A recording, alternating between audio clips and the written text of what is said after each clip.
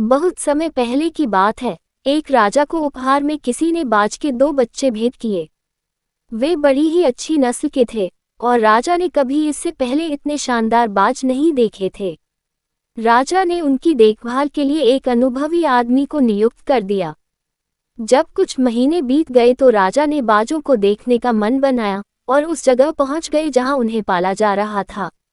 राजा ने देखा कि दोनों बाज काफी बड़े हो चुके थे और अब पहले से भी शानदार लग रहे थे।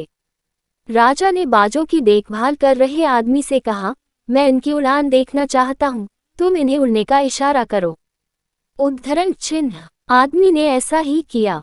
इशारा मिलते ही दोनों बाज उड़ान भरने लगे, पर जहाँ एक बाज आसमान की ऊंचाइयों को छू रहा था, वहीं दूसरा कुछ ऊपर जाकर वापस उसी डाल पर आकर बैठ गया जिससे वो उड़ा था। ये देख राजा को कुछ अजीब लगा। क्या बात है, जहाँ एक बाज इतनी अच्छी उड़ान भर रहा है वहीं ये दूसरा बाज उड़ना ही नहीं चाह रहा। राजा ने सवाल किया। जी हुजूर, इस बाज के साथ शुरू से यही समस्या है, वो इस डाल को छोड़ता ही नहीं। राजा को दोनों ही बाज प्रिय थे और वो दूसरे बाज को भी उसी तरह उड़ना देखना चाहते थे। अगले दिन पूरे राज्य में ऐलान करा दिया गया कि जो व्यक्ति इस बाज को ऊंचा उड़ाने में कामयाब होगा उसे ढेरों इनाम दिया जाएगा।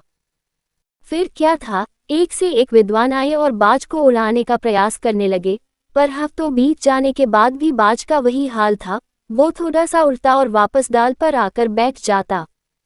फिर एक दिन कुछ अनोखा हुआ। राजा ने देखा कि उसके दोनों बाज आसमान में उड़ रहे हैं।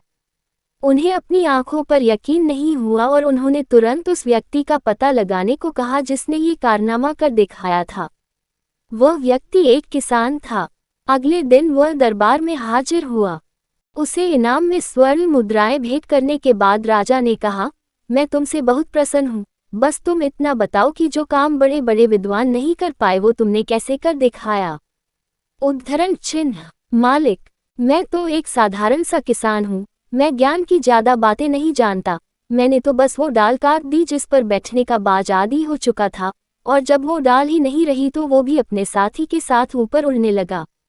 उद्धरण चिन्ह। दोस्तों, हम सभी ऊंचा उड़ने के लिए ही बने हैं, लेकिन कई बार हम जो कर रहे होते हैं उसके इतने आदी हो जाते हैं कि अपनी ऊंची उड़ान भरने की, कुछ बड़ा करने की काबिलियत को भूल जाते हैं। यदि आप भी सालों से किसी ऐसे ही काम में लगे हैं जो आपके सही पोटेंशियल के मुताबिक नहीं है, तो एक बार ज़रूर सोचिए कि कहीं आपको भी उस डाल को काटने की ज़रूरत तो नहीं जिस पर आप बैठे हुए हैं।